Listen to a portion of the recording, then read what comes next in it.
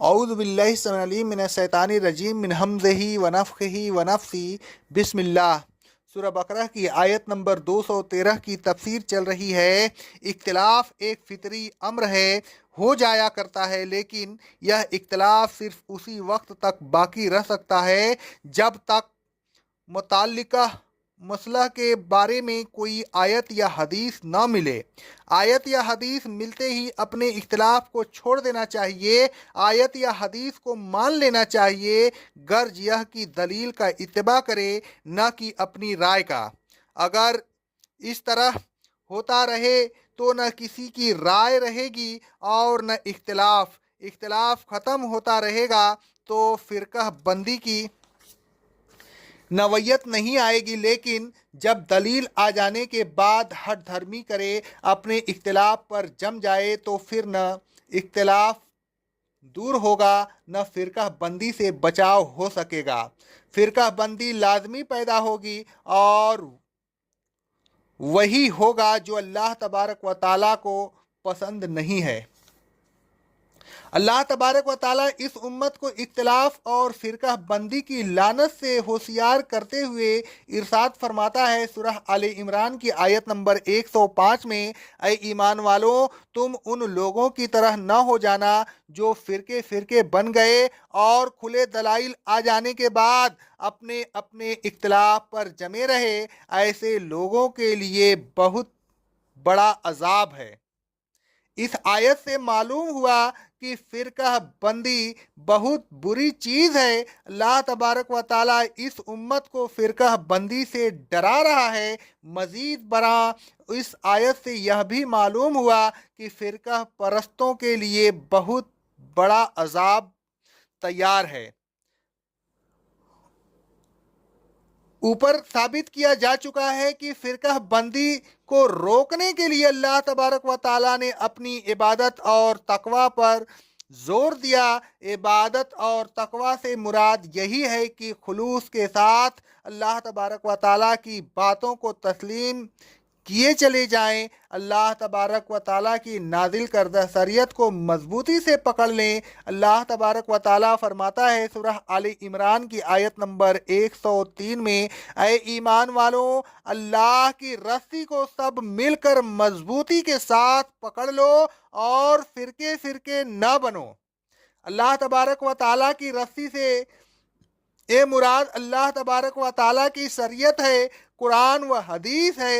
اگر لوگ اس کو مضبوطی سے پکڑ لیں اور اس کے خلاف نہ اپنی رائے کو مانیں اور نہ کسی دوسرے کی رائے کو مانیں، خواہ وہ دوسرا کوئی کیوں نہ ہو، تو پھر نہ اختلاف باقی رہے گا اور نہ کوئی فرقہ۔ اللہ تبارک و تعالیٰ کی رسی یعنی قرآن و حدیث کو چھوڑ دینے ہی سے فرقہ پیدا ہوتی ہے۔ الغرض اختلاف بہت بری چیز ہے۔ رسول اللہ صلی اللہ علیہ وسلم فرماتے ہیں، صحیح بخاری کی حدیث ہے، اختلاف نہ کیا کرو، اس لیے کہ تم سے پہلے لوگوں نے اختلاف کیا تھا، وہ اسی اختلاف کی وجہ سے ہلاک ہو گئے۔ رسول اللہ صلی اللہ علیہ وسلم فرماتے ہیں، صحیح بخاری کی حدیث ہے، اس وقت تک قرآن پڑھو جب تک تمہارے دل اس پر متفق رہے، پھر جب تم اختلاف کرو تو اٹھ کھڑے ہو تاکہ اختلاف بڑھنے نہ پائے۔ حضرت عبداللہ بن عمر رضی اللہ تعالیٰ عنہ فرماتے ہیں، صحیح مسلم کی حدیث ہے، رسول اللہ صلی اللہ علیہ وسلم نے دو آدمیوں کی آواز سنی جو ایک آیت میں اختلاف کر رہے تھے۔ آپ باہر تشریف لائے، آپ کے چہرے سے غصہ کے آثار ظاہر ہو رہے تھے۔ آپ نے فرمایا، تم سے پہلے جو لوگ تھے وہ اللہ کی کتاب میں اختلاف کرنے کی وجہ سے ہلاک ہوئے تھے۔ جب رسول اللہ صلی اللہ علیہ وسلم نے حضرت معاذ اور حضرت ابو موسیٰ رضی اللہ تعالیٰ کو یمن بھیجا تو فرمایا، صحیح بخاری کی حدیث ہے، آسانیاں پیدا کرنا، سختیاں نہ ڈالنا، خوشخبریاں سنانا، نفرت نہ ڈالنا، इत्तेफाक रखना, इख्तिलाफ न करना। अलगर्ज इख्तिलाफ बहुत बुरी चीज़ है। इख्तिलाफ अल्लाह तबारक व ताला के गज़ब का मौजिब है। इख्तिलाफ से बचने वाले ही अल्लाह तबारक व ताला की रहमत से ये हिस्सा पाते हैं। अल्लाह तबारक व ताला फरमाता है सूरह हूद की आयत नंबर 118 और 119 में, लोग हमेशा इख्तिलाफ करते रहेंगे मगर हाँ, वह लोग इख्तिलाफ से बच जाएंगे जिन पर आपके रब का रहम हो जाए। आयत ज़ेर तफसीर का खुलासा यह है कि जब कभी इख्तिलाफ वाक़ हो, अल्लाह तबारक व ताला ने नबियों को मबूस फरमाया, फ़हदल्लाहुल्लज़ी आमनू, फिर जो लोग नबियों पर ईमान ले आए उनको अल्लाह तबारक व ताला ने हिदायत दी, उनका इख्तिलाफ ख़त्म हो गया।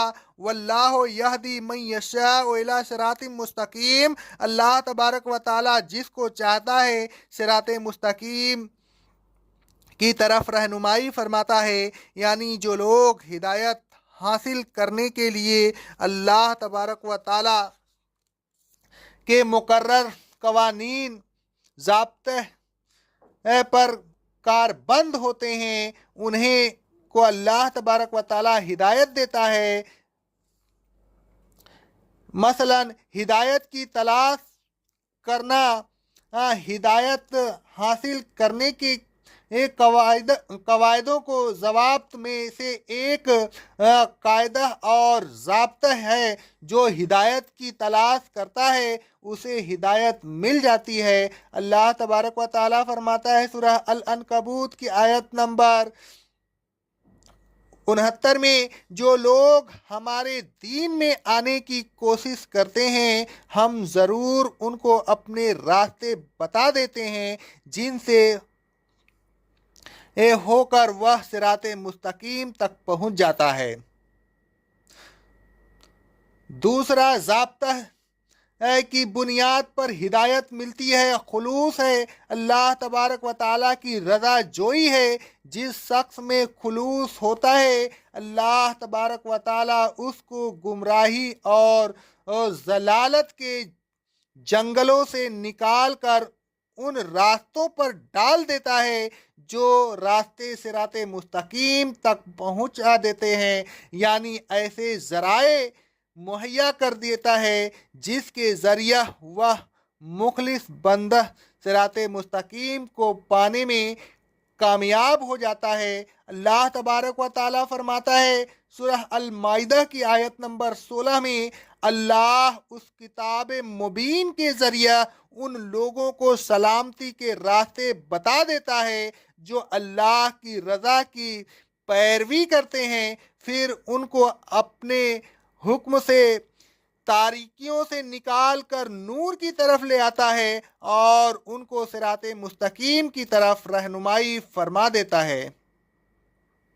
अलगर्ज हिदायत के लिए अल्लाह तबारक व ताला की मईशत से मुराद यह है कि हिदायत वह शख्स पाता है जिसमें खुलूस हो, हिदायत के लिए लगन हो, जो उसकी तलाश में जद्दोजहद करे, जिसमें जिद, हट धर्मी और हक पोसी की खसलत न हो, बरखिलाफ उसके कि जिसमें न खुलूस हो, न हक की तलाश के लिए कोशिश करे, बल्कि हक के मिल जाने पर जिद और हट धर्मी करे, या हक के मौजूद होने पर हक को छुपाए, ऐसे लोगों को हिदायत नहीं मिलती। तफसील के लिए सूरह बकरा की आयत नंबर 6 की तफसीर में बयान किया जा चुका है। ऊपर आयत नंबर 26 की तफसीर में भी बयान किया जा चुका है। ऐ लोगों, एक जमात बन कर रहिए, इख्तिलाफ न कीजिए। इख्तिलाफ अगर कभी हो जाए तो उसको हवा न दीजिए, उस पर मज़ीद बहस न कीजिए। कहीं ऐसा न हो कि इख्तिलाफ जड़ पकड़ जाए और ज़िद पैदा हो जाए।